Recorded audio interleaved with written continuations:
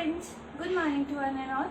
And today I am going to teach you the genetics and plant breeding portion, and we are going to start from the variation portion because it is the first topic.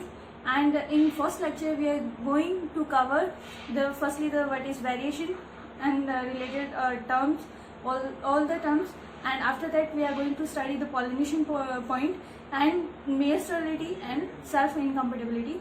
And in the next lecture I will tell you as per the schedule. Good morning friends, we are going to study the genetics and breeding portion today, and we are going to take the topics as per the PG syllabus. So firstly we are going to take the variation portion. So what is variation? These are the changes present in the genetic material. और अगर हम बात करें कि इसके जो sources हैं वो है म्यूटेशन, पॉइंट म्यूटेशन हो सकता है, फ्रेम शिफ्ट हो सकता है. इसके अंदर हम बोल सकते हैं 2 पिरामिड और 2 प्यूरिन्स पाए जाते हैं किसी भी डीएनए सेगमेंट के अंदर. तो वो प्यूरिन से प्यूरिन और पिरामिडिन से पिरामिडिन, या फिर हम बोल सकते हैं प्यूरिन से पिरामिडिन भी जो है चेंज हो सकता है. तो ये जो चेंजेस होते हैं, ये जो रिप्लेसमेंट होते हैं, उसी को हम बोलते हैं म्यूटेशन. अगर ये जो है सडन हेरिटेबल चेंज हमें देखने को मिले तो म्यूटेशन की डेफिनेशन भी यही कहती है. उसके बाद आता है रैंडम मैटिंग. रैंडम मैटिंग के अंदर क्या होता है कि कोई फिक्स नहीं होता कि जनरली क्या होता है हेटेरोजाइगस पॉपुलेशन के अंदर जो है मैटिंग होती है. तो इस केस में जो है रिकॉम्बिनेशन होने के चांसेस ज़्यादा रहते हैं. उसके बाद आती है पॉलीप्लॉइडी. जैसे यहाँ मैंने लिखा है कि वीट का एग्जांपल दिया है. इसके अंदर क्या है, वीट के अंदर क्या होता है कि 3 तरह के जीनोम पाए जाते हैं, जिसको हम अगर लिखें सिंपली तो ABD. तो ये ABD जो है ये होम्योलोगस होते हैं एक दूसरे के. होम्योलोगस हम किसको बोलते हैं? जिसके अंदर जो है थोड़ी सिमिलरिटी होती है या थोड़ी होमोलॉजी पाई जाती हो. ऐसे पेयर्स जो होते हैं किसी भी जीनोम के, तो उसको हम बोलते हैं, क्या बोलते हैं, जो है होम्योलोगस पेयर्स. और इनके बीच में अगर जो है रिकॉम्बिनेशन होता है तो उससे वेरिएशन अराइज होते हैं. फिर आता है रिकॉम्बिनेशन और क्रॉसिंग ओवर. इसको बोलते हैं मेंडेलियन इनहेरिटेंस. ठीक है, तो मेंडेलियन इनहेरिटेंस के केस में क्या होगा कि रिकॉम्बिनेशन और क्रॉसिंग ओवर की वजह से जो है वेरिएशन मिलेंगे. तो उसके बाद हम बात करते हैं टाइप्स ऑफ वेरिएशन की. तो ये फिनोटिपिक, जीनोटिपिक और इन्वायरमेंट 3 तरह के वेरिएशन हमें देखने को मिलते हैं. इनमें से फिनोटिपिक वेरिएशन किसको बोलेंगे? जो ऑब्जर्वेबल वेरिएशन है, जिसको हम देख सकते हैं. तो फिनोटिपिक वेरिएशन कैसे अराइज होते हैं? ये होते हैं जीनोटिपिक और इन्वायरमेंट के इंटरेक्शन की वजह से. तो जीनोटिपिक एनवायरमेंट हम इसमें से किसको बोलेंगे? जीनोटिपिक जो है वेरिएशन हम किसको बोलेंगे? इसमें आएगा हेरिटेबल. ये क्या है? हेरिटेबल टाइप ऑफ वेरिएशन है जो कि किसी भी इंडिविजुअल में पाया जाता है. और ये क्या है? जेनेटिक में जो जेनेटिक वेरिएशन होता है, जो हमारे जीन्स के अंदर वेरिएशन आता है, वो आता है जीनोटिपिक वेरिएशन के अंडर. और ये मोस्ट यूजफुल है. जैसे मैंने यहाँ लिखा है कि जेनेटिक वेरिएशन जो है एक्चुअल हेरिटेबल वेरिएशन है जो कि एक्सप्लोइट किया जाता है. एंड ये डिपेंड करता है कि कैसा है, डोमिनेंट है, एपिस्टेटिक या एडिटिव टाइप है. उसके बाद आता है इन्वायरमेंटल. ये नॉन हेरिटेबल होते हैं कि जिसको जो है नेक्स्ट जनरेशन में हम कैरी फॉरवर्ड नहीं कर सकते. और ये जो है इन्वायरमेंट की वजह से होते हैं कि कौन से इन्वायरमेंट के अंदर हमने प्लेस किया है उस ऑर्गेनिज्म को, उसके बेसिस पे होते हैं. अब हम पढ़ते हैं नेक्स्ट टॉपिक, पॉलिनेशन. पॉलिनेशन जो है ये बेसिक टॉपिक है एक. तो इसके अंदर हम देखते हैं कि पॉलिनेशन का मतलब हमें सबको पता होता है कि पॉलन ग्रेन का ट्रांसफर होना स्टिग्मा के ऊपर. ठीक है, अब कैसे ट्रांसफर होता है उसके बेसिस पे डिफरेंट टाइप्स के हैं. सेल्फ पॉलिनेशन है, क्रॉस पॉलिनेशन है. तो इनको अलग अलग टर्म दी गई हैं. अगर हम जो साइंटिफिक वे में बोले तो ऑटोगैमी, फिर आती है गैटनोगैमी, और फिर आती है जीनोगैमी. तो हम सेल्फ पॉलिनेशन को क्या बोलते हैं? ऑटोगैमी भी बोलते हैं. और जो है कौन सी क्रॉप सेल्फ पॉलिनेटेड क्रॉप कहलाती है? जिसमें 1 से 5% तक जो है क्रॉस पॉलिनेशन पाया जाता है. तो इसमें सेल्फ पॉलिनेशन के के अंदर क्या होता है कि जो सेम फ्लावर के अंदर जो है एंथर से स्टिग्मा में ट्रांसफर होता है पॉलन का.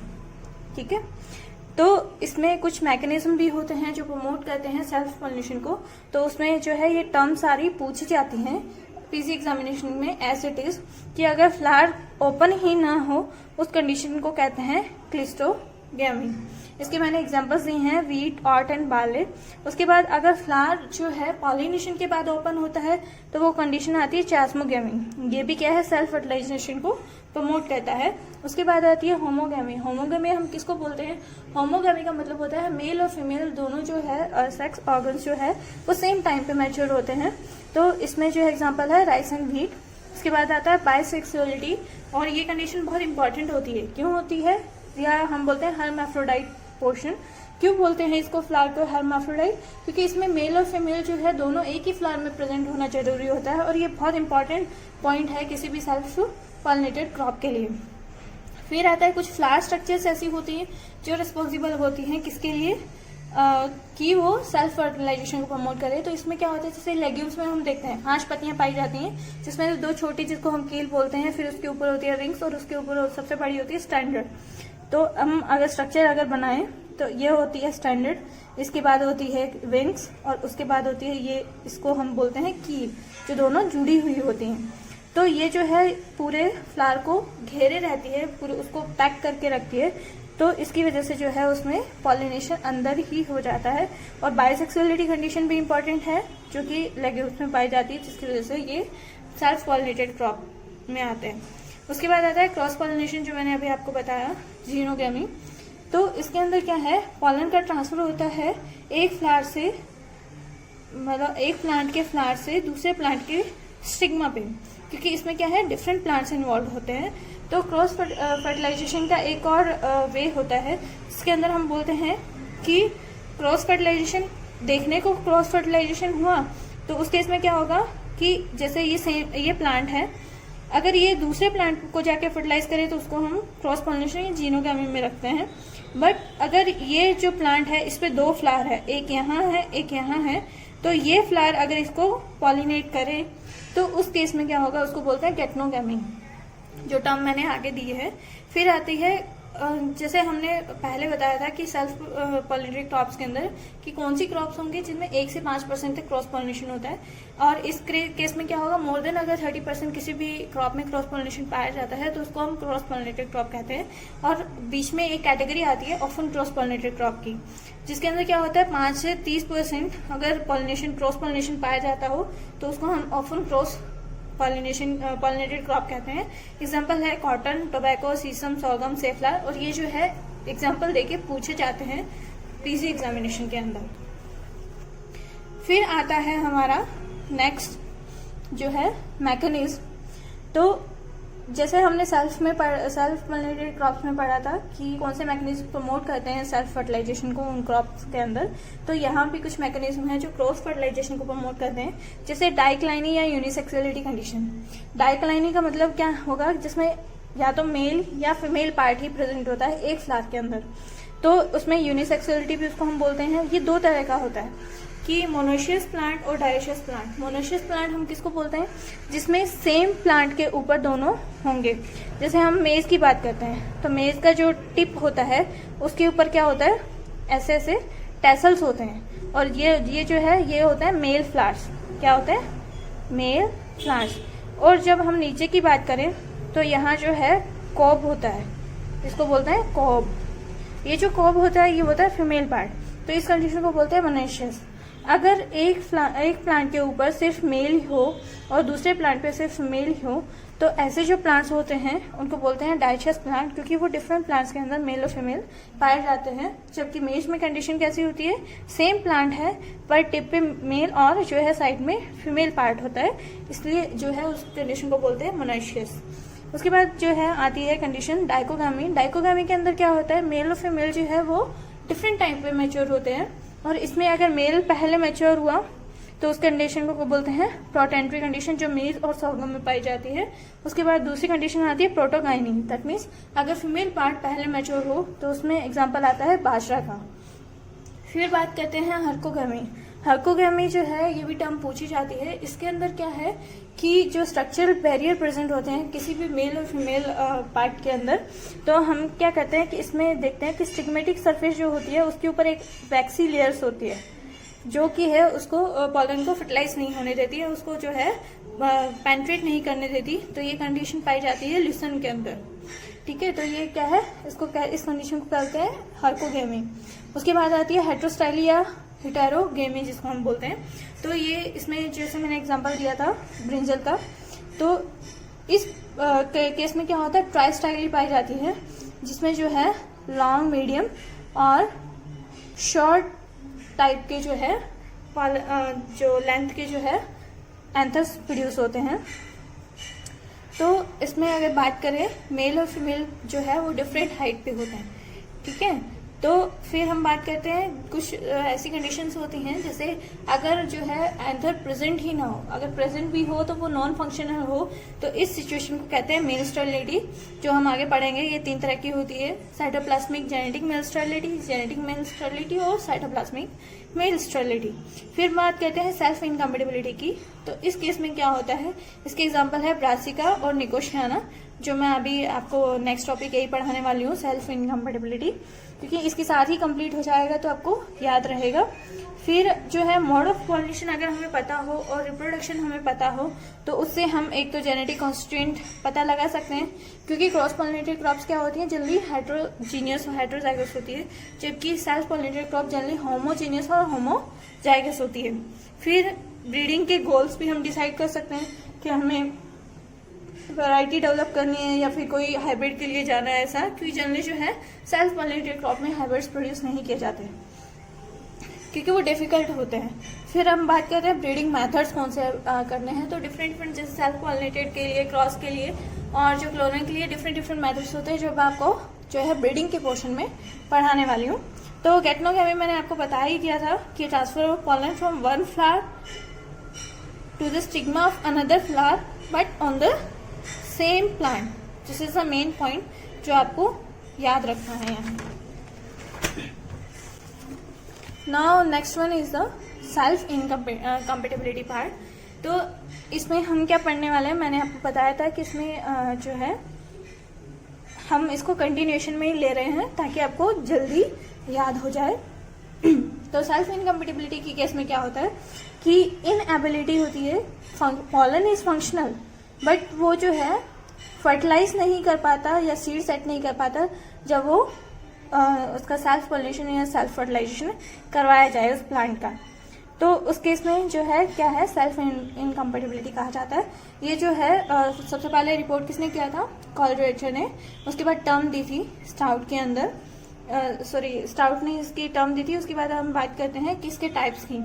तो इसमें आता है 2 तरह के होते हैं ब्रॉडली अगर हम बोले, हेट्रोमॉर्फिक और होमोमॉर्फिक। तो हेट्रोमॉर्फिक का मतलब होता है इसमें लेंथ जो है स्टाइल की, जो कि फीमेल पार्ट है, और ये जो है स्टॉक जो है स्टैमन का, वो डिफरेंट हाइट पे होते हैं, डिफरेंट लेंथ के होते हैं। तो उसमें जो है क्वेश्चंस पूछे जाते हैं डायस्टाइली के ऊपर। पहला क्वेश्चन तो यही कि किसमें पाई जाती है प्रिमोला में। दूसरा, पिन और थ्रम फ्लावर्स किस को बोलते हैं। तो पिन किसको बोलेंगे जिसमें लॉन्ग स्टाइल शॉर्ट स्टेमन होगा, और थ्रम किसको बोलेंगे जिसमें लॉन्ग स्टेमन और शॉर्ट स्टाइल होगा। फिर हम बात करते हैं कि इसकी कंपेटिबिलिटी की। तो ये भी क्वेश्चन आता है कि हम पिन को पिन से और थ्रम को थ्रम से क्रॉस करवाएं तो वो जो है सीड सेट नहीं करता या कंपेटिबल नहीं होते।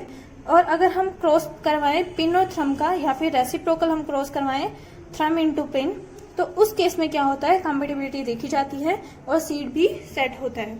तो ये जो है क्वेश्चंस ये पूछे जाते हैं क्रॉसेस देके कि आइदर इट इज कंपेटिबल और इनकम्पेटिबल। तो उसके बाद जो है एक केस और आता है ट्राइस्टाइली का। तो ट्राइस्टाइली के अंदर मैंने आपको पीछे भी एग्जांपल दिया था, जिसमें जो है डिफरेंट जो लेंथ की जो मैंने आपको बताया था। हेटेरोस्टाइली के अंदर एक कंडीशन थी, तो उसमें क्या है, ट्राइस्टाइली का एग्जांपल दिया था ब्रिंजल, और लिथेरेसी या लेथायरस इसका एग्जांपल है। तो उस केस में जो है 3 तरह के जो है स्टैमन्स या फिर जो लेंथ जो है स्टैमन की और स्टाइल की देखी जाती है, लॉन्ग, मीडियम और शॉर्ट। फिर आता है सेकंड पोर्शन होमोमॉर्फिक। ये तो हो गया हेट्रोमॉर्फिक, हम किसको बोलते हैं जिसमें लेंथ का डिफरेंस हो। इसमें कोई लेंथ का ऐसा डिफरेंस नहीं होता, इसमें दोनों सेम होते हैं। बट इसमें क्या होता है कि 2 टाइप के होते हैं ये, स्पोरोफिटिक और गैमेटोफिटिक। अगर हम बात करें कि अगर जो है पॉलन जो है उसका जीनोटाइप डिसाइड होता है उसी के जीनोटाइप से, तो वो कहलाता है गैमेटोफिटिक। अगर उसका जीनोटाइप डिसाइड होता है प्लांट जिससे वो प्रोड्यूस हुआ है उसके बेसिस पे, तो वो कहलाता है स्पोरोफिटिक।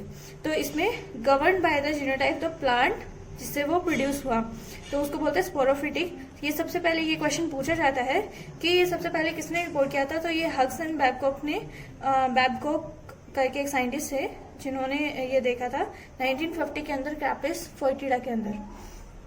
फिर उसके बाद जो है पार्थिनियम में भी इसको देखा गया था सिस्टेल के द्वारा। उसके बाद जो है इसमें एक और केस आता है कि इसकी जो एलील्स होती हैं वो डोमिनेंस शो करती हैं।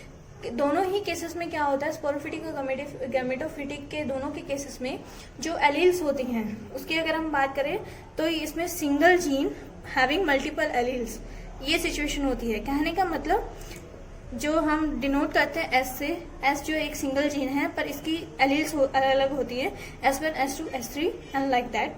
पर इसमें क्या है, डोमिनेंस शो होती है कि S1 सबसे सुपीरियर होता है, फिर होता है S2, फिर होता है S3।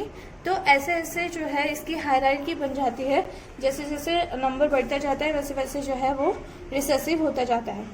तो ये मैंने आपको यहाँ दिखाया है, लिखा है कि इनकम्पेटिबिलिटी जो है सिंगल जीन से गवर्न होती है बट मल्टीपल एलील, जैसे S1, S2, S3, S4। तो ये जो नंबरिंग है ये इसकी एलील्स है। तो इसमें ये देखा जाता है कि S1 सबसे सुपीरियर होता है, फिर S2 होता है, फिर S3, फिर S4। तो इसमें रेसिप्रोकल डिफरेंसेस भी देखने को मिलते हैं। और इसमें जो जीनोटाइप्स हैं उसके दो ही कैटेगरी हो सकती हैं, आइदर वो फुली कंपैटिबल होगा या फिर फुली इनकम्पैटिबल होगा। तो इस केसेस में अगर हम एग्जांपल देखें तो इसने क्या बोला था कि डेफिनेशन में जो हमने देखा था कि जो है जीनोटाइप जो पॉलन का डिसाइड होगा वो किसके बेसिस पे होगा, जिससे वो जिस प्लांट से वो प्रोड्यूस हुआ है। तो इसमें क्या है, दोनों ही केसेस में S1 सुपीरियर है। तो जो प्लांट का जीनोटाइप क्या हो जाएगा, S1। जैसे हम मोनोहाइब्रिड के केस में टॉल और ड्वार्फ को क्रॉस करवाते हैं तो F1 कैसे दिखते हैं, टॉल। तो इस केस में भी क्या है, सिचुएशन सेम रहेगी। इसमें जो है S1 डोमिनेंट है सब दूसरे एलील्स के ऊपर, तो उस केस में जो है जीनोटाइप कैसा रहेगा, S1 यहाँ भी और यहाँ भी। तो कंडीशन क्या होगी, फुली इनकम्पेटिबल। फिर दूसरे केसेस में क्या है कि इसमें S1 डोमिनेंट है, इसमें S3। तो जीनोटाइप क्या हो जाएगा, एक का S1 होगा, एक का S3। तो ये कंपेटिबिलिटी शो करेंगे। उसके अगर बात करें कि इसमें जो है कौन सी जगह पे जो है इनिबिशन होता है, तो ये स्टिग्मेटिक सरफेस के ऊपर ही उसको जो है रोक देता है, पॉलन को जर्मिनेट नहीं होने देना। उसके बाद इसमें एक क्वेश्चन और पूछा जाता है कि इसका जो स्टिग्मा होता है स्पोरोफिटिक के केस में, तो उस केस में जो स्टिग्मा होता है वो हैरी और ड्राई होता है। फिर हम बात करते हैं गैमेटोफिटिक सेल्फ इनकम्पेटिबिलिटी के केस में। तो इसमें क्या होता है, इससे पहले डिस्कवर किया था ईस्ट एंड मैंगल्सडॉर्फ ने निकोशियाना सेंटर में 1925 के अंदर। ये क्वेश्चन कई बार पूछा गया है पीजी के अंदर। उसके बाद है इसमें हमने देखा था डोमिनेंस पाया जाता है, इसमें जो रिएक्शन होगी वो को डोमिनेंस टाइप की होगी। उसके अलावा जो हम बात करें कि इनकम्पेटिबिलिटी जो रिएक्शन मैंने आपको पहले ही बोल दिया था कि ये जीनोटाइप किस पे बेस्ड होता है, स्पोरोफिटिक के अंदर वो प्लांट जिससे पॉलन प्रोड्यूस हुआ। पर इस केस में क्या होता है, पॉलन का जो जीनोटाइप है वो किससे डिसाइड होता है, पॉलन के खुद से ही। तो अगर हम बात करें इसमें भी सेम कंडीशन है, सिंगल जीन है, मल्टीपल एलील्स है, पर इसका जो स्टिग्मा होता है वो स्मूथ होता है पर वेट होता है। और इसमें इनहिबिशन कहाँ होता है, स्टाइल के अंदर होता है। एग्जांपल्स मैंने दिए हैं। और इसमें क्या, इस केस में क्या होगा कि फुली 3 ग्रुप्स बन जाते हैं। इसमें 2 थे, इसमें 3 बनेंगे, फुली इनकम्पेटिबल, पार्शियली कंपेटिबल और फुली कंपेटिबल। तो ये कैसे होगा मैं आपको बताती हूँ। तो जैसे अगर हम बात करें क्रॉसेस की, तो ये क्रॉसेस आपको दिख ही रहे होंगे। तो जो मैंने लिखे हैं इन क्रॉसेस की अगर हम बात करें तो इस केस में क्या होगा कि 2 तरह के गैमीट बनते हैं, S1, S2। यहाँ भी वही 2 गैमीट बनेंगे। तो ये क्या है, फुली इनकम्पेटिबल होगा। बट इस केस में क्या होगा, इस केस में क्या होगा कि यहाँ S1, S2 आएगा पर यहाँ S3, S4 आएगा। तो मतलब चारों गैमीट्स डिफरेंट हैं। तो इस केस में जो है फुली कंपैटिबल होंगे। ये क्या होंगे, ये होंगे फुली कंपैटिबल। उसके बाद हम बात करते हैं कि एक सिचुएशन आती है जिसमें जो है यहाँ भी S2 कॉमन है, यहाँ भी S2 कॉमन है। तो ये कॉमन को हम निकाल देते हैं, ठीक है। तो लेकिन ये गैमेट और ये गैमेट तो आपस में फर्टिलाइज कर सकते हैं, तो इसलिए इसको बोलते हैं पार्शियली कंपैटिबल। उसके बाद आता है पॉलन और स्टिग्मा का इंटरेक्शन जो है अगर पॉलन और स्टिग्मा का इंट्रैक्शन होता है तो वो कौन सी क्रॉप में होता है? कैबेज, कॉलीफ्लावर, रेडिश में पॉलन ट्यूब जो है ग्रो हो रही है और वो स्टाइल में जाके अगर इंट्रैक्शन हो रहा हो तो ऑयनोथेरा है और टोमेटो। पॉलन ट्यूब या ओव्यूल में जाके अगर वो जो है उसको इंट्रैक्शन हो रहा है तो वो आता है कोकोआ, एग्जाम्पल इसका। तो अगर हम बात करते हैं सेल्फ कंपेटिबिलिटी को, जो है हम हाइब्रिड सीड प्रोडक्शन के लिए जनरली प्रेफर करते हैं, पर इसमें जो है इससे भी ज़्यादा हम प्रेफर करते हैं मेल स्टेरिलिटी सिस्टम को। ठीक है, तो इस केस में क्या होता है कि अगर हमें टेम्परेरी सेपरेशन करना हो तो डिफरेंट एग्जाम्पल दिए हैं। बर्ड पॉलिनेशन, ये पूछा जाता है क्वेश्चन टेम्परेरी सेपरेशन में। ठीक है, बर्ड पॉलिनेशन है end of the season. Bird pollination का मतलब जब बर्ड स्टेज में होता है उसी टाइम हम उसमें पॉलिनेशन करवाते हैं। End of season pollination, late pollination भी इफेक्टिव होता है। फिर हम बात करते हैं डबल पॉलिनेशन। डबल पॉलिनेशन का मतलब होता है कुछ जो है फर्टाइल मतलब कंपेटिबल और कुछ इनकम्पेटिबल पॉलेंस को हम मिला के जो है पॉलिनेशन करवाते हैं। फिर high temperature, high humidity, increase CO2 concentration. फिर है सॉल्ट या NaCl की स्प्रे। इरेडिएशन भी कर सकते हैं कि रेडिएशन उस पर एक्सरे, गामा रे जो भी है हम डालें। फिर surgical technique, that means removal of that part, कि अगर स्टिग्मा में जो है इनिबिशन हो रहा है स्टिग्मा को रिमूव कर दो, स्टाइल में हो रहा है स्टाइल को रिमूव कर दो, फिर उसमें पॉलिनेशन करवाओ, तो वो हम सर्जिकल टेक्निक्स में इंक्लूड करते हैं। फिर आता है ग्राफ्टिंग, भी एक वे है इसका। फिर अगर हमें कम्प्लीटली जो है हटाना ही है SI को, तो उस केस में या तो क्रोमोसोम नंबर को डबल कर दिया जाए, या फिर सेकंड केस आता है कि सेल्फ फर्टाइल जो म्यूटेंट होते हैं उनको हम जो है चूज करें या आइसोलेट करें, उनको जो है अलग से हम जो है सिलेक्ट कर लें। फिर आता है या फिर हम जो कंपेटिबिलिटी जीन है वो किसी भी रिलेटेड स्पीसीज से ट्रांसफर करें उस पर्टिकुलर स्पीसीज के अंदर। उसके बाद जो हमारा टॉपिक है मेल स्टेरिलिटी। तो मेल स्टेरिलिटी के अंदर मैंने आपको बताया था कि इसमें पॉलन जो होता है वो नॉन फंक्शनल होता है, या तो प्रेजेंट ही नहीं होता या होता है तो वो नॉन फंक्शनल होगा। तो इस केस में क्या होता है कि ये सबसे पहले कॉलवेटर ने देखा था 1793 के अंदर, और इसमें जो है 3 तरह के हम पढ़ने वाले हैं, GMS, CMS और CGMS टाइप। तो फर्स्ट हम लेने वाले GMS type, that is genetic male sterility. ये जो है पॉलन स्टेरिलिटी न्यूक्लियस जीन की वजह से होती है। एग्जाम्पल मैंने दे रखे हैं किस किस में होती है। ये एग्जाम्पल बहुत इंपॉर्टेंट है, ये आपसे पूछे जाते हैं, एग्जाम्पल दिए जाते हैं, फिर आपसे पूछा जाता है कि ऑड वन आउट भी पूछा जाता है कि इसमें से 3 एग्जाम्पल दे देंगे, फिर आपको बोलेंगे कि चौथा डिफरेंट होगा जो आपको चूज करना होगा। उसके बाद आएगा इसमें कि जनरली ये जो है सिंगल रिसेसिव जीन से या मोनोजेनिक होती है, सिंगल रिसेसिव जीन से गवर्न होता है, पर ये रिसेसिव होता है जनरली, पर डोमिनेंट का केस भी देखा गया है जैसा सेफ्लार में है। इसमें 2 लाइन्स इन्वॉल्व होती हैं, पहली है A लाइन और दूसरी है B लाइन। A लाइन यहाँ क्या होती है, दोनों ही जीन स्मॉल फॉर्म में होंगे, that is male sterile. Male sterile को कैसे रिप्रेजेंट किया, MS से।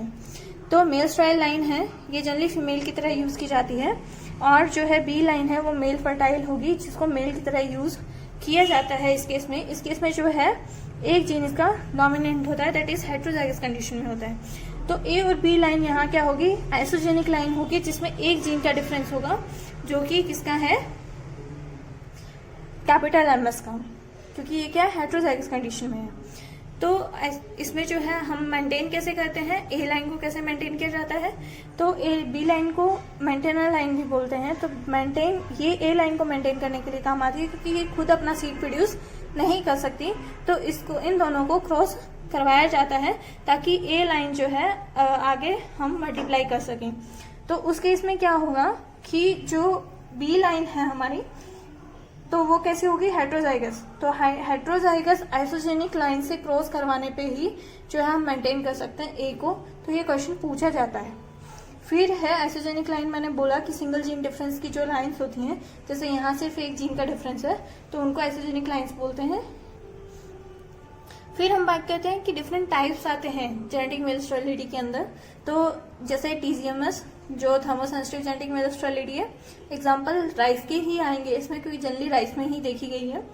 तो राइस के अंदर एक क्वेश्चन और आता है कि हाइब्रिड राइस जो है वो उसके फादर कौन है, तो उसका जो है फादर युआन लॉन्गपिंग है, जिन्होंने वाइड अबॉर्टिव टाइप का जो साइटोप्लाज्म यूज करके जो है सबसे पहले हाइब्रिड डेवलप किया था। तो ये भी क्वेश्चन आता है कि वाइड अबॉर्टिव टाइप जो है वो मेल स्टेरिलिटी का जीन किस में है, तो ये आता है राइस के अंदर, ये क्वेश्चन भी पूछा जाता है। फिर सेकंड जो आता है वो है पीजीएमएस टाइप, फोटो सेंसिटिव जेनेटिक मिनिस्ट्रलिटी। इसके एग्जांपल्स हैं, ये भी राइस के एग्जांपल्स हैं, ये वेराइटीज हैं राइस की, जेनेंग 5 और नेंटन 48S। ठीक है, तो एक और केस आता है जिसमें दोनों को कंबाइन कर दिया जाता है, दैट इज थर्मोसेंसिटिव और फोटो सेंसिटिव जेनेटिक मिनिस्ट्रलिटी। ठीक है, तो इस केस में ये दोनों ही पाई जाती हैं। फिर एक और केस आता है हमारे यहाँ जिसको बोलते हैं ट्रांसजेनिक मिनिस्ट्रलिटी। तो ट्रांसजेनिक मिनिस्ट्रलिटी सबसे पहले जो है ब्रासिका में इंड्यूस की गई थी और उसमें जो है एक बार्नेस बास्टाइल सिस्टम यूज किया गया था। इसमें से जो बार्नेस जीन है वो क्या है, मेल स्ट्राइल जीन है जो मेल स्टेरिलिटी कोज करता है, और सेकंड जो है जीन है जो उसको रिस्टोर, उसमें फर्टिलिटी रिस्टोर करता है, वो जीन है बार स्टार। तो ये इस टाइप की मेल स्टेरिलिटी किस में पाई जाती है, क्वेश्चन आता है।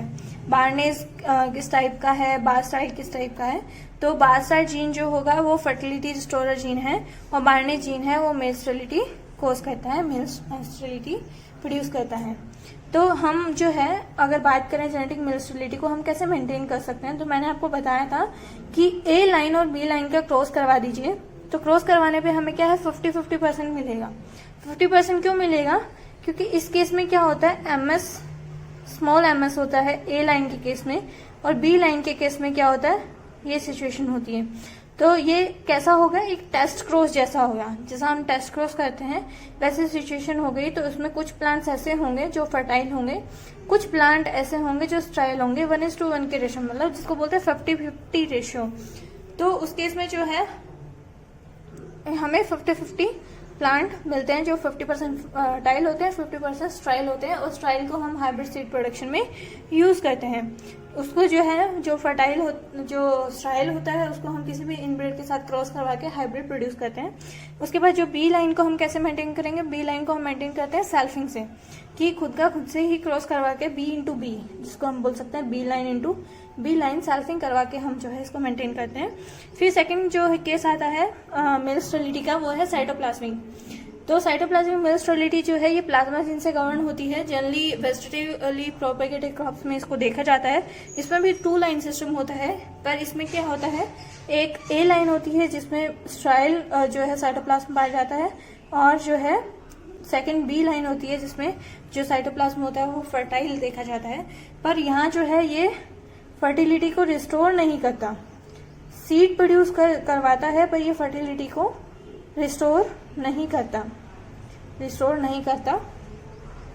तो इस केस में क्या है, अगर हमें जो है इस केस में रिस्टोरर लाइन मिल जाती है तो वो हम किस में डाल देते हैं, नेक्स्ट जो हम पढ़ने वाले हैं CGMS सिस्टम में। तो ये जो है ज़्यादा इन्फ्लुएंस नहीं होती है इन्वायरमेंट से, इसलिए इसको ये ज़्यादा स्टेबल होती है। तो और इसको मेंटेन कैसे किया जाता है, वही ए और बी को क्रॉस करवा के मेंटेन किसको करना है, हमें जो स्ट्राइल लाइन है उसको। तो फिर सेकंड जो हमने पढ़ा CMS, उसके बाद आता है CGMS टाइप। CGMS टाइप जो है उसमें साइटोप्लाज्मिक और जेनेटिक मेल स्टेरिलिटी दोनों का कॉम्बिनेशन है। इसमें जो है जो साइटोप्लाज्मिक जो जीन्स हैं वो भी काउंट करते हैं, पर स्पेरिटी किसकी होती है, न्यूक्लियर जीन की। न्यूक्लियर जीन के केस में क्या होता है कि रिस्टोरर जीन जो होते हैं वो न्यूक्लियर जीन होते हैं जो कि फर्टिलिटी रिस्टोर करते हैं, चाहे साइटोप्लाज्म स्ट्राइल हो चाहे फर्टाइल हो। तो उसके केसेस हम आगे देखते हैं। तो उसमें क्या है कि पहले तो हम ये देख लें कि ये क्वेश्चन हमेशा पूछा जाता है, फर्स्टली किसने डिस्कवर किया CGMS सिस्टम को। तो ये फर्स्टली डिस्कवर किया था जोन्स एंड डेविस ने अनियन में 1944 के अंदर। फिर हम बात करते हैं कि जैसे CMS और GMS में हमने देखा कि 2 लाइन सिस्टम देखा था, यहाँ इस केस में क्या है 3 लाइन सिस्टम है, A line, B line, R line. तो A लाइन जो है मेल स्ट्राइल है, इस केस में जो है रिस्टोरर जीन किया है स्मॉल रिसेसिव फॉर्म में है, सो ये रिस्टोर नहीं कर पाएंगे। तो ये मेल स्ट्राइल क्यों हमने बोला, क्योंकि इसका साइटोप्लाज्म जो स्ट्राइल है। यहाँ जो है ये मेंटेनर है, फर्टाइल भी है, पर रिस्टोर नहीं कर पाती फर्टिलिटी को। तो ये जो है इस केस में जो है साइटोप्लाज्म क्या होगा, फर्टाइल होगा, पर ये दोनों जो है लाइंस क्या होंगी, आइसोजेनिक होंगी एक दूसरे की। फिर तीसरी लाइन आती है रिस्टोरर। उस केस में जो है चाहे साइटोप्लाज्म फर्टाइल हो स्टेराइल हो कोई इफेक्ट नहीं पड़ता, पर यहाँ जो है डोमिनेंट रिस्टोरर जीन पाए जाते हैं, न्यूक्लियर जीन पाए जाते हैं, और जो कि रेस्पॉन्सिबल होते हैं फर्टिलिटी रिस्टोर करने के लिए। तो अब हम बात करते हैं इन तीनों लाइन को कैसे मेंटेन किया जाता है। तो इसके एग्जांपल पहले ले लेती हूँ कि एग्जांपल है बाजरा, मेज, राइस, इन सब में ये देखा जाता है सीजीएमएस सिस्टम, और इसमें ए लाइन को मेंटेन किया जाता है बी लाइन से क्रॉस करवा के, that is A into B. B को और आर को मेंटेन करते हैं हम सेल्फिंग से, ठीक है। तो जब हम ए और बी को क्रॉस करवाते हैं तो उस सिचुएशन को बोलते हैं मेंटेनेंस ऑफ ए लाइन, या फिर हम अगर हाइब्रिड सीड प्रोड्यूस कर रहे हों तो उस केस में इसको बोला जाता है फाउंडेशन सीड प्रोडक्शन। फिर हम बात करते हैं ए इंटू आर की। तो ए इंटू आर के केस में क्या है, हाइब्रिड सीड प्रोडक्शन जो है इसको बोला जाता है, या फिर इसको बोला जाता है सर्टिफाइड सीड प्रोडक्शन। तो ये मैंने बता दिया कि एफएस या सीएस किसको बोलते हैं। फिर जो ओरिजिन जो होता है मेल स्टेरिलिटी का वो डिफरेंट हो सकता है, जैसे कि स्पॉन्टेनियस म्यूटेशन की वजह से, या फिर ईटीपीआर से हम उसको जो है इंड्यूस करवा सकते हैं, या फिर किसी भी जो है इंटरस्पेसिफिक हाइब्रिडाइजेशन हम बोल सकते हैं, या फिर हम बोल सकते हैं वाइड हाइब्रिडाइजेशन से, ठीक है। तो किसी दूसरी स्पीसीज से हम जो है उसको जीन को ट्रांसफर भी कर सकते हैं, और ये जनरली बैक क्रॉस मेथड के थ्रू किया जाता है। ओके, देन ये मैंने कुछ एग्जांपल दिए हैं, जैसे जो साइटोप्लाज्म के सोर्सेज कौन कौन से हैं, तो उसमें आएगा सीएमएस सी, सीएमएस टी और एस टाइप, ये जो है साइटोप्लाज्मिक मेल स्टेरिलिटी, सी, टी और एस टाइप ये किसमें पाई जाती है, मेज क्रॉप के अंदर। फिर वाइल्ड अबॉर्टिव टाइप मैंने आपको बोला था किसमें पाई जाती है, राइस के अंदर। ग्रैग जो है वो पाई जाती है कॉटन में। टिप 23A4 ये जो है ये पाई जाती है पर्म मिलेट के अंदर, जो हाइब्रिड सीड प्रोडक्शन में जनरली यूज की जाती है लाइन। फिर उसके बाद आता है कि एक क्वेश्चन और पूछा जाता है कि वीट के अंदर जो है उसका जो साइटोप्लाज्म सोर्स जो है वो कौन सा होगा हाइब्रिड के अंदर, तो वो होता है इसमें ट्रिटिकम टीमोफेवी, और ये क्वेश्चन जो है पिछली बार पूछा गया था। फिर अब हम स्टार्ट कर रहे हैं बेसिक पोर्शन जेनेटिक्स का, जो मेंडेलियन लॉज को स्टडी करने के लिए हमने शुरू किया है यहीं से। तो इस केस में क्या होगा कि हम पहले पढ़ लें कि जेनेटिक्स क्या है, उसमें टर्म्स कौन सी यूज होती हैं, तो वो इम्पॉर्टेंट है। तो हम बात करें इसकी कि जेनेटिक्स टर्म किसने दी थी, डब्ल्यू बैटसन ने, और ये क्वेश्चन जनरली पूछा जाता है। फिर ये मैंने बताया आपको कि जेनेटिक्स किसकी स्टडी होती है, हेरिडिटी और वेरिएशन की, जो मैं आपको पढ़ा चुकी हूँ कि हेरिडिटी क्या होगा, transfer of character parent to offspring. Then variation क्या होगा, इंडिविजुअल जो है सेम स्पीसीज के पर उनमें डिफरेंसेस होना और चेंजेस पाए जाना जेनेटिक मटेरियल में, उसको बोलते हैं वेरिएशन। फिर ये जो है क्वेश्चन पूछा जाता है इसका फुल नेम, मेंडल का जो है फुल नेम क्या था, तो ये था ग्रेगर जोहन। ये स्पेलिंग आप देख लीजिए, उसमें 4 ऑप्शन आते हैं और चारों में स्पेलिंग का डिफरेंस होता है, तो आपको स्पेलिंग जो है इसकी याद रखनी है, ग्रेगर जोहन मेंडल, जिनको फादर ऑफ जेनेटिक्स बोला जाता है। उसके बाद आता है डब्ल्यू बैटसन, जिनको फादर ऑफ मॉडर्न जेनेटिक्स बोला जाता है, ये भी क्वेश्चन पुट हो जाता है। फिर आता है ए गैरेट। ए गैरेट कौन थे कि ये एक साइंटिस्ट थे जिनको फादर ऑफ ह्यूमन जेनेटिक्स या बायोकेमिकल जेनेटिक्स बोला जाता है। इन्होंने क्या है एल्केप्टोन्यूरिया नाम की एक बीमारी के ऊपर काम किया था, और उन्होंने एक कंसेप्ट दिया था 1 म्यूटेंट जीन 1 मेटाबॉलिक ब्लॉक। तो ये किसने दिया था, ए गैरेट ने दिया था। इस केस में इन्होंने क्या देखा था कि एक जो है एंजाइम या एक जो है म्यूटेशन की वजह से एक एंजाइम प्रोड्यूस नहीं होता, तो वो जो है फर्दर जो है उसके बाद जितने भी एंजाइम प्रोड्यूस होने होते हैं वो भी नहीं हो पाते हैं। तो ये इस रीजन में इन्होंने क्या देखा था, इसको ब्लैक यूरिन डिजीज भी बोला जाता है। इस केस में इन्होंने देखा था कि जो होमोजेनेटिक एसिड है वो इसमें एब्सेंट होता है, क्योंकि उसमें म्यूटेशन हो चुका होता है। फिर हम बात करते हैं कि जो कंटिन्यूस वेरिएशन होती है वो जनरली क्रॉसिंग ओवर के अंडर आती है, और डिसकंटिन्यूस वेरिएशन होती है वो म्यूटेशन की वजह से जनरली देखी जाती है। फिर हम बात करते हैं कि कुछ टर्म्स यूज की गई थी, तो उन टर्म्स में पहली है फैक्टर या एलिमेंट जिसको बोलते हैं। ये टर्म जो है सबसे पहले मेंडल ने यूज की थी, जिसको हम आज के टाइम में जीन के नाम से जानते हैं, जिसको हम बोलते हैं ये यूनिट ऑफ हेरिडिटी है। तो ये टर्म किसने दी थी, जॉनसन ने 1909 के अंदर। फिर आता है एलील। एलील की बात करें तो ये क्या है, अल्टरनेटिव फॉर्म है किसी भी जीन की जो कि सेम लोकस पे प्रेजेंट होती है होमोलोगस क्रोमोसोम में, और ये जो है टर्म किसने दी थी, बैटसन ने। फिर हम बात करें कि जो है होमोजाइगस कंडीशन किसको बोलते हैं, जिसमें जो है दोनों एलील सिमिलर होती हैं। हेटेरोजाइगस कंडीशन किसको बोलेंगे, जिसमें जो है दोनों एलील डिफरेंट होती हैं, एक कैपिटल एक स्मॉल, जिसको हम बोलते हैं डोमिनेंट और रिसेसिव। ठीक है, और ये दोनों टर्म किसने दी थी, बैटसन ने। ये आपको रिमेम्बर रखना है, क्योंकि इसके पीछे कोई कंसेप्ट नहीं है, ये आपको याद ही रखना होगा। फिर आती है ये जो है ये क्वेश्चन पूछा जाता है, हेमीजाइगस किसको बोलते हैं। हेमीजाइगस वो इंडिविजुअल होते हैं जिसमें सिंगल जो है जीन ही प्रेजेंट होता है। जैसे हम बात करते हैं टीडीएफ जीन किसको बोलते हैं, टेस्टिस डिटरमाइनिंग फैक्टर।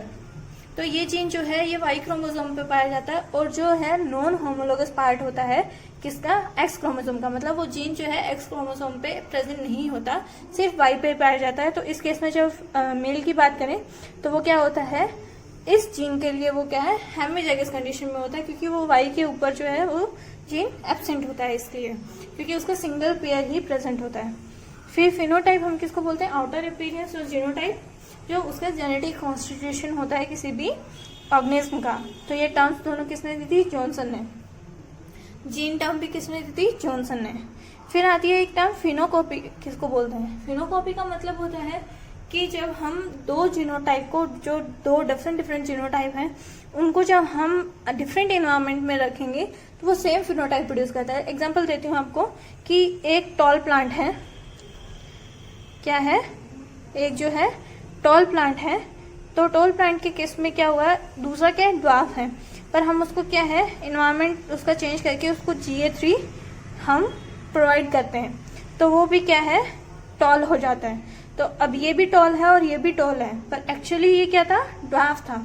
तो ये सेम डिफरेंट जीनोटाइप हैं, पर वो क्या करते हैं, डिफरेंट इन्वायरमेंट में रखा, इसको नॉर्मल और इसको Ga3 के इन्वायरमेंट में रखा, तो इन दोनों ने सेम फिनोटाइप प्रोड्यूस किया।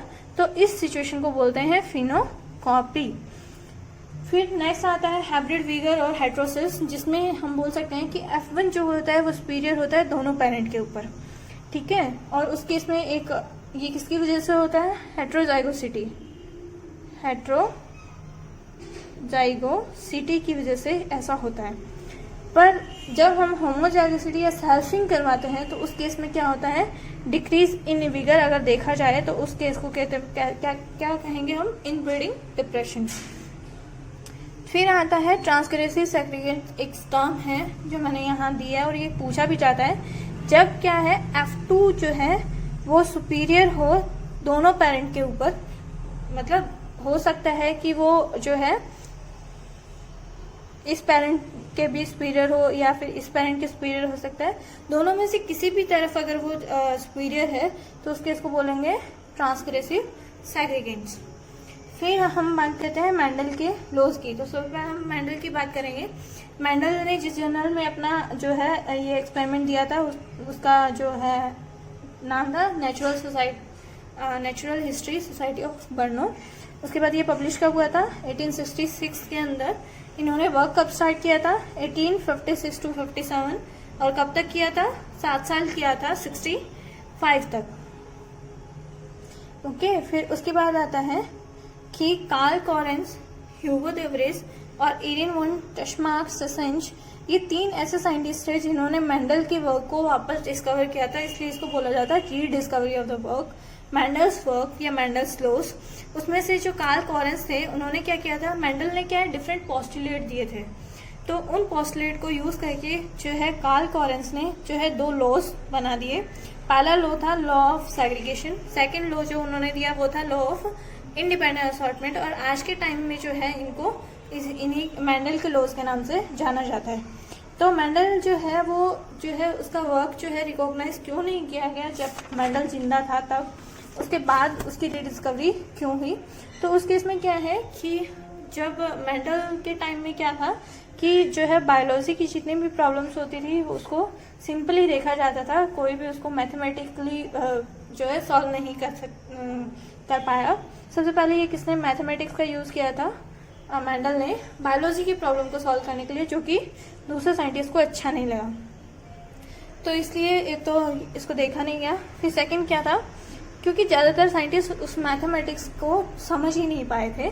फिर सेकंड केस क्या था, उस केस में क्या है कि जो उसने क्या है बोला, पहले क्या मेंडल से पहले जितने भी साइंटिस्ट थे वो क्या बोलते थे, ब्लेंडिंग इनहेरिटेंस है। कहने का मतलब जो हेरिडिटी यूनिट हमारी जो है वो क्या है, लिक्विड फॉर्म में है और वो मर्ज होती है, क्योंकि इसमें डिफरेंट थ्योरीज दी गई थी। जैसे प्री फॉर्मेशन थ्योरी है जो डार्विन ने दी थी। किसने दी थी? प्री फॉर्मेशन थ्योरी जो है वो दी थी डार्विन ने। तो ऐसे करके जो है जर्मप्लाज्म थ्योरी दी थी किसने? जर्मप्लाज्म या फिर सोमेटोप्लाज्म जो थ्योरी थी वो किसने दी थी? वीजमैन ने। तो ऐसे क्या है, डिफरेंट थ्योरीज जो है इससे पहले दी गई थी, पर उन थ्योरीज में क्या है, उन्होंने क्या समझा था कि लिक्विड फॉर्म में होता है। पर उसके बाद जो है ये पता चला कि जो जीन्स हैं वो क्या है, पार्टिकुलेट होते हैं, यूनिट नेचर के होते हैं। मेंडल ने ये बोला जो उनको साइंटिस्ट को समझ ही नहीं आया। उसके बाद जो है एक साइंटिस्ट है नेगेली करके, तो उन्होंने, मेंडल ने क्या किया था, उनसे जो है राय ली थी, उनसे पूछा था। तो नेगेली ने बोला कि तुम एक काम करो, हॉकवीड पे ट्राई करो इसको। तो उसके बेसिस पे उन्होंने जो है रिजल्ट अपना जो है देना मुझे। तो हॉकवीड क्या है? हॉकवीड जो होता है एक एपोमेक्टिक प्लांट है। एपोमेक्टिक मतलब इसमें जो है सीड विदाउट फर्टिलाइजेशन प्रोड्यूस होता है और इसमें इनकम्प्लीट डोमिनेंस पाई जाती है। तो वो जो रिजल्ट जो मेंडल को मिला था पी में, वो सेम रिजल्ट उन्हें हॉकवीड में मिला ही नहीं। तो इसलिए उनका जो है उनका मन ही हट गया, उन्होंने जो है आगे उस पर कोई रिसर्च नहीं की। फिर जो मेंडल ने स्टडी किए कैरेक्टर्स, ये जनरली पूछे जाते हैं, आपको एज इट इज याद रखने हैं। इसमें कौन सा डोमिनेंट है, कौन सा रिसेसिव है, ये भी क्वेश्चन पूछे जाते हैं। तो 7 कैरेक्टर कौन से थे जो मैं डायरेक्ट आपको दिख रहे होंगे, आप नोट कर लीजिए। अदरवाइज ये जो नोट्स हैं आपको बाद में प्रोवाइड हो जाएंगे। तो इसमें है लेंथ ऑफ द प्लांट, फिर flower position, shape of the pod, colour of the pod, shape of the seed, colour of the cotyledon and colour of the flower.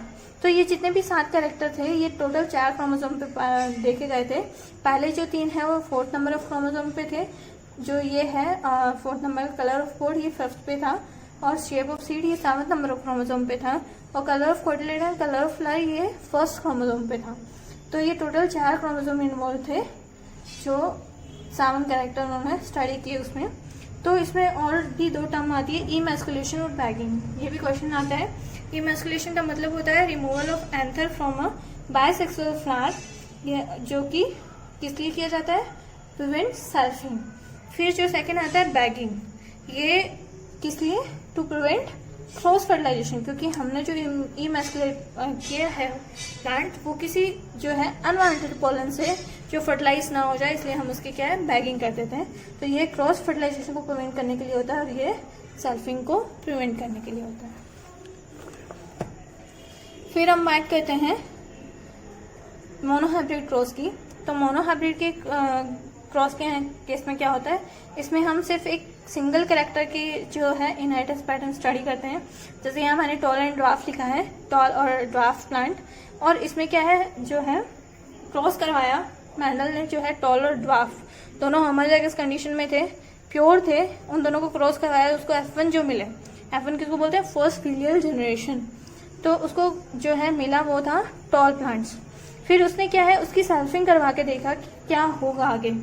तो उसने क्या देखा कि उसको जो है ये रेशो मिला, फिनोटाइपिक रेशो क्या मिला? 3:1। 3 का मतलब ये भी टॉल होगा, ये भी टॉल होगा, ये भी टॉल होगा दिखने में, पर ये क्या होगा? ये ड्वार्फ होगा। तो इसने देखा कि टोटल जो उसको रेशो मिला 3:1 कि 3 टॉल थे, 1 ड्वार्फ था, और जीनोटाइपिक रेशो मिला 1:2:1। तो ये तो जीनोटाइपिक रेशो हो गया, ये 1, this were the 2 and this is the 1। तो ये जो हम रिप्रेजेंटेशन ऐसे बॉक्सेस में करते हैं इसको बोलते हैं चेकर बोर्ड। तो ये किसने दिया था? R.C. होनेट ने। फिर हम बात करते हैं कि हमने जो मोनोहाइब्रिड क्रॉस अभी बनाया उससे जो है मेंडल ने क्या क्या जो है रिजल्ट्स दिए थे। पहला कि पेयर्ड फैक्टर होते हैं। पेयर्ड फैक्टर का मतलब कि जो है एक इंडिविजुअल के अंदर 2 क्रोमोसोम होते हैं जो कि होमोलोगस होते हैं। तो होमोलोगस क्रोमोसोम के सेम लोसाई के ऊपर, कि एक ये होमोलोगस क्रोमोसोम है, एक ये है, तो इनके सेम लोसाई पे जो है दो एलील प्रेजेंट होती हैं, ये टीटी भी हो सकती है, टीटी भी हो सकती है, या फिर ये सिचुएशन भी हो सकती है, दैट इज हेटेरोजाइगस सिचुएशन। तो इस केस में क्या होगा कि पेयर फैक्टर, कहने का मतलब जो भी जीन होता है वो पेयर में प्रेजेंट होता है, जिसको हम बोलते हैं एलील्स।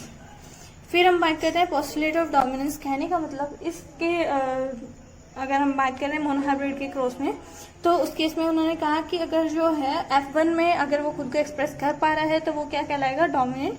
अगर वो एक्सप्रेस नहीं कर पाता है तो वो कहलाएगा रिसेसिव। फिर उन्होंने जो है किसके बेसिस पे दिया था, F1 जनरेशन के बेसिस पे। फिर उन्होंने दिया था लॉ ऑफ सेग्रीगेशन, वो किसके बेसिस पे दिया था, वो भी F1 के जब उन्होंने सैम्पलिंग करवाई तब उसके बेसिस पे दिया। उन्होंने क्या कहा कि जो है जब हम हाइब्रिड को क्रॉस करवाते हैं तो उसमें जो है हर गैमेट में जो है सिंगल एलील जाता है। सिंगल एलील जाने की वजह से वो पर्टिकुलर जो गैमेट है वो क्या होगा, प्योर होगा उस एलील के लिए, इसलिए इसको law of purity of gamete भी बोलते हैं। और इसलिए यहाँ मैंने लिखा है कि each gamete having single allele, और हम इसलिए क्या है वो पर्टिकुलर ट्रेट के लिए प्योर होगा, और इसको इसीलिए क्या बोलते हैं, law of purity of gametes. उसके बाद ये जो है ये जनरली पूछा जाता है कि अगर हमें कैलकुलेट करना हो कि नंबर ऑफ जो टाइप्स ऑफ गैमेट या फिर टाइप ऑफ फिनोटाइप कितने होंगे, या जीनोटाइप कितने होंगे, या फिर जाइगोट्स कितने होंगे, तो ये होता है कि अगर हम मान के चलें कि ये एक पेयर है हेटेरोजाइगस पेयर, जिसमें एक जो है कैपिटल एक स्मॉल है, दैट मीन्स एक डोमिनेंट एक रिसेसिव है, तो इसको बोलते हैं हेटेरोजाइगस पेयर। तो हेटेरोजाइगस पेयर में क्या को अगर हम एन से डिनोट करें तो टाइप ऑफ गैमेट कितने होंगे, या फिर फिनोटाइपिक कैटेगरी कितनी होगी, 2 की power n, type of genotype कितने होंगे, 3 की power n, type of zygote कितने होंगे, 4 की पावर n। तो इसमें क्या है, सिंगल है, तो अगर आप यहाँ पुट करके देखें तो कर सकते हैं कि 2 की पावर 1, क्योंकि सिंगल पेयर है यहाँ, तो वो कितने होंगे, 2। तो जीनोटाइप कितने होंगे, 3 की पावर 1, तो ये कितने होंगे, 3।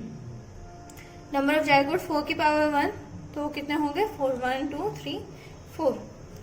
तो ऐसे ही हम डाई हाइब्रिड के केस में भी हम इसको देख सकते हैं, सिमिलर रिजल्ट्स को हम देख सकते हैं। तो उसमें क्या है कि इसमें 2 पेयर्स का हम स्टडी करते हैं, और इसमें जैसे येलो राउंड डोमिनेंट है किसके ऊपर, ग्रीन और रिंकल के ऊपर, तो डोमिनेंसी शो होगी यहीं कि जो जितने भी F1 होंगे वो क्या होंगे, येलो राउंड होंगे। जनरली डोमिनेंस को हम कैपिटल लेटर्स में लिखते हैं। तो इससे जो है हमें 4 तरह के गैमेट मिले। 4 तरह के गैमेट हम कैसे बनाते हैं कि Y जो है कैपिटल Y वो कैपिटल R के साथ भी जा सकता है, स्मॉल r के साथ भी जा सकता है, तो गैमेट बना YR। पर यहाँ क्या है, स्मॉल y भी सेम कंडीशन शो करता है कि ये कैपिटल R के साथ भी जा सकता है, स्मॉल r के साथ भी जा सकता है। तो इस तरीके से हमें क्या है 4 तरह के गैमेट यहाँ मिलते हैं। जब हम इसकी सेल्फिंग करवाते हैं तो हमें टोटल 16 जीनोटाइप मिलते हैं, और उससे जो है मैंने सिंपली आपको आप बना के देखिए, अगर नहीं आता तो हम आपको बताएंगे, आप पूछिए। पर हमें क्या है वहाँ वो बना के देखने की जरूरत नहीं है, हमें पता होना चाहिए कि इसका फिनोटिपिक रेशियो कैसे लिखते हैं और जीनोटिपिक रेशियो जो है वो कैसे लिखा जाता है। फिनोटिपिक रेशियो जो हम लिखते हैं वो 4 पार्ट में डिवाइड होता है। 4 पार्ट में ये हमेशा 1 होता है, जो स्मॉल है ये हमेशा 1 होगा। जब आप चेकर बोर्ड बनाएंगे आपको पता चल जाएगा। तो इस केस में क्या होगा कि हम लिखते हैं, ये डैश जो लिखा जाता है यहाँ क्या है, दोनों सिचुएशन हो सकती है, कैपिटल भी आ सकता है और स्मॉल भी आ सकता है, तो इसलिए ये डैश से रिप्रेजेंट होगा। तो ये जो फर्स्ट कैटेगरी होगी ये होगी येलो राउंड वाली, ये होगी जिसमें येलो रिंकल होगा, ये होगी जिसमें क्या होगा ग्रीन राउंड होगा क्योंकि राउंड हियर इज डोमिनेंट, और ये क्या होगा ग्रीन रिंकल।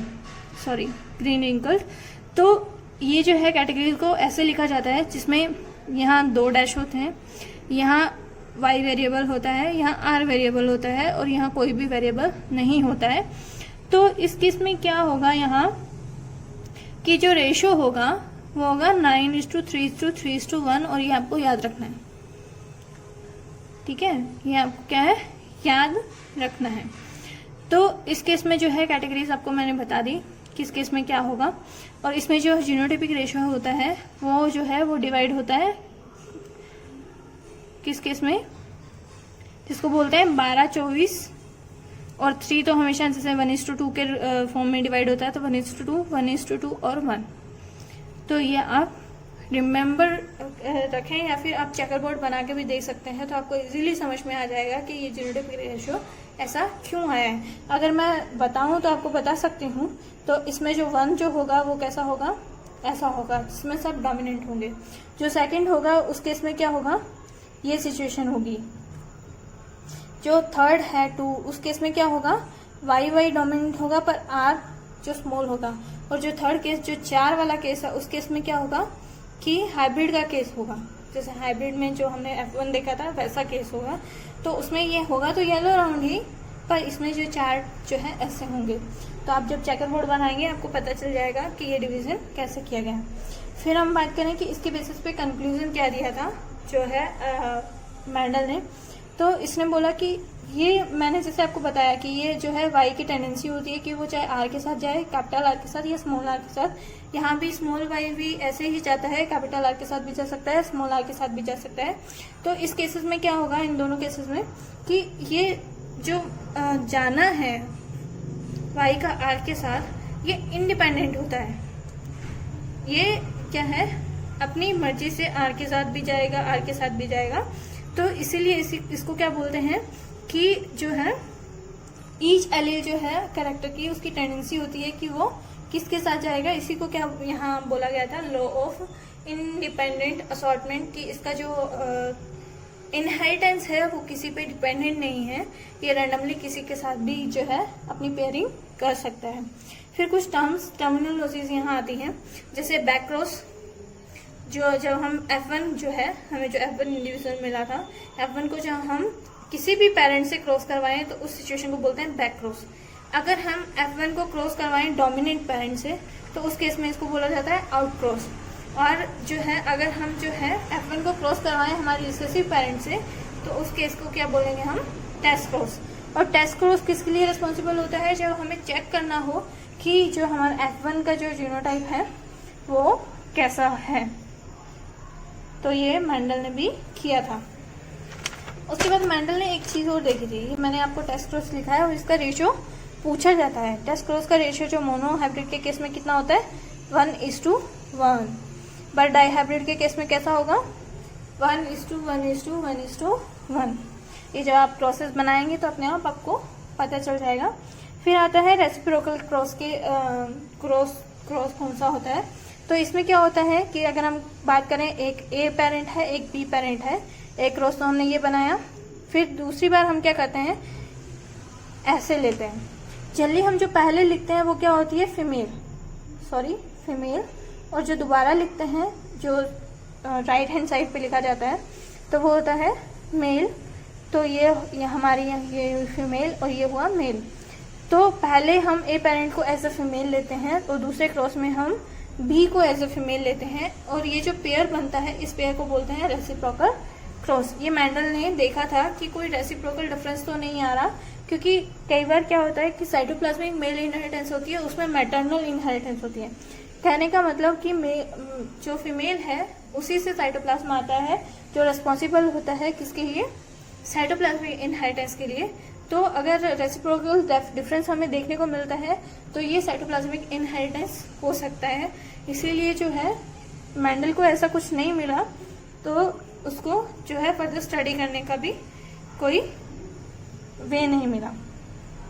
अदरवाइज हो सकता था कि साइटोप्लाज्मिक इनहेरिटेंस भी जो है मैंडल खोज लेते उस टाइम। फिर हम बात करते हैं जेनेटिक इंटरेक्शन की, और ये जो है क्वेश्चंस हमेशा आते हैं, और इसमें जो मेन क्वेश्चन जो आता है वो क्वेश्चन आता है इसका टेस्ट क्रॉस रेशियो, वो हमेशा पूछा जाता है और ये 100% एक क्वेश्चन आता है इनमें से। तो अब हम बात करते हैं जीन इंटरेक्शन की। तो ये जीन इंटरेक्शन का जो पोर्शन है ये हम नेक्स्ट वीडियो में लेके चलेंगे, और उस वीडियो में जो है हम इसे कंटिन्यू करेंगे।